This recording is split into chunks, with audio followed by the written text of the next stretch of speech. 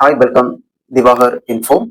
இப்போ நம்ம பார்க்க போகிற டாபிக் வந்து தங்கம் ஏன் இப்போ ரேட்டு இந்த வருஷத்துல 60% ரொம்ப ஹியூஜா ஹை ஹை ஹைக்ல போய் இப்போ வந்து திரும்பவும் சடனா ரேட் குறைய காரணம் என்ன அப்படிங்கிற பத்தி தான் பார்க்க போறோம்.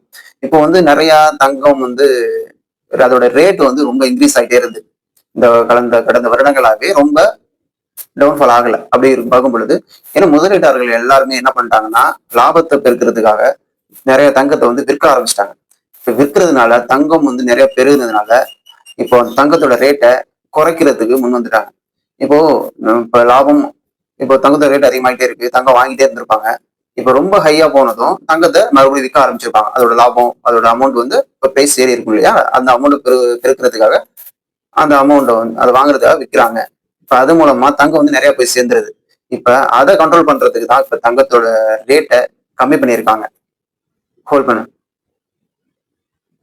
இன்னொரு காரணம் நம்ம என்ன பார்த்தோம்னா, தங்கத்தோட தங்க தங் தங்கத்தோட ரேட் குறைஞ்சதுக்கு நான் ஃபர்ஸ்ட் சொன்னது ஒரு காரணமா இருந்தாலும், இன்னொரு காரணம் என்னன்னு பார்க்கப்படுதுன்னா, இப்போ வந்து அமெரிக்காவுடைய டாலரோட மதிப்பு குறைஞ்சிச்சுன்னா தங்கத்தோட ரேட்டும் குறைய வாய்ப்பு இருக்கு. ஏன்னா தங்கம் வந்து டாலர்ல தான் வர்த்தகம் செய்யப்படுது. அப்படி பார்க்கும் பொழுது டாலரோட மதிப்பு குறையும் பொழுது தங்கத்தோட ரேட்டும் குறையும். இது ஒரு காரணம். இன்னொரு காரணம் என்னன்னு பாத்தீங்கன்னா, இப்போ வந்து சீனா அமெரிக்கா அப்படி இடையே உள்ள ஒரு டாரிஃப் வந்து ஹையா அமெரிக்கால இருந்து விதிச்சிருந்தாங்க.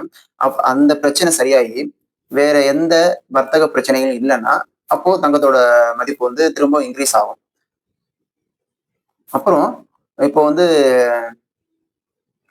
இப்போ முதலீடு பண்றாங்க.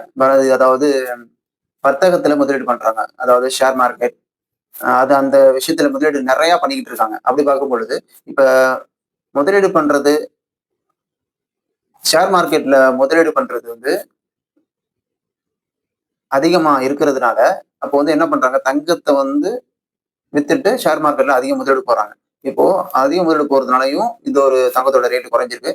இப்ப திரும்பவும் தங்கத்தோட ரேட்டு ஸ்டேபிளா இருக்காது, திரும்ப இன்க்ரீஸ் ஆகும். அது எப்போ இன்க்ரீஸ் ஆகும்னா, இப்ப ஷேர் மார்க்கெட்ல அதிகம் போட்டுக்கிட்டே இருக்கும் பொழுது தங்கத்தோட ரேட்டு குறையும்.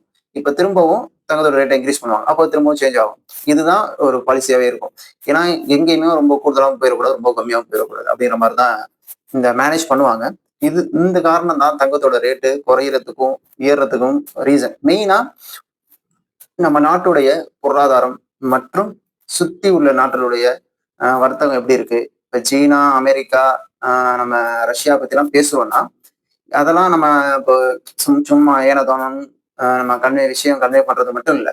இப்ப அங்க நடக்கிற விஷயங்கள் இங்கேயும் பாதிப்பை ஏற்படுத்தும் அப்படிங்கிற விஷயத்தையும் நான் உங்கள்கிட்ட கன்வே பண்றேன். எப்படின்னா இதுதான், இப்போ நீங்க தங்கத்தோட ரேட்டு குறைஞ்சிச்சு அப்படின்னா எல்லாரும் பார்க்கப்படுது. இப்போ ரொம்ப ஹையா போனாலும் எல்லாராலையும் பார்க்கப்படுது இல்ல. இது காரணம் வந்து அமெரிக்காவில் நடந்தாலும் நடக்கும், சீனாவில் நடந்தாலும் நடக்கும். ஏன்னா தங்கத்தின் வர்த்தகமே டாலர்ல இருக்கு. அதுதான் மெயின் காரணம் இந்த தங்கத்தை ஏற்றதுக்கும் இறக்கத்துக்குமே.